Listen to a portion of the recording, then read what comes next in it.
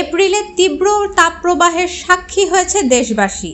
এই সময় চরম হাসফাস অবস্থার মধ্যে ঘুরে ফিরে আসে গাছের কথা। এই পরিস্থিতির জন্য সামাজিক যোগাযোগ মাধ্যমগুলোতে অপরিকল্পিত গাছ কাটার সমালোচনা যেমন হয়, তেমনি নতুন করে গাছ লাগানোর কথাও বলেন অনেকে। এই অবস্থায় বিভিন্ন সামাজিক এবং রাজনৈতিক সংগঠন বৃক্ষরোপণ অভিযানে নামে, কিন্তু তীব্র গরমের মধ্যে গাছ লাগানো নিয়ে ফেসবুকে সমালোচনা হয়। নেটিজেনদের অনেকে দাবি করেন সঠিক সময়ে রোপণ করা না হলে গাছের চারাগুলো বাঁচবে না। প্রতি বছরই গ্রীষ্মের খরতাপে মানুষ যখন অতিষ্ঠ হয়ে ওঠে, তখন মানব সৃষ্ট পরিবেশ বিপর্যয়ের কথা বড় করে সামনে আসে। এর মধ্যে সবচেয়ে বেশি আলোচনা দেখা যায় বৃক্ষ নিধন নিয়ে। কিন্তু 1.5-2 মাস পরেই যখন প্রশান্তির বৃষ্টি নিয়ে বর্ষা চলে আসে, তখন গাছ লাগানোর আলাপ খুব বেশি চোখে পড়ে না। কিন্তু আসলে গাছ লাগানোর সঠিক সময় কোনটি? বিশেষজ্ঞরা বলছেন বর্ষার শুরু কিংবা শেষ ভাগ চারা গাছ রোপণের জন্য উপযুক্ত সময়। এপ্রিল মাসে তীব্র গরমের মধ্যেই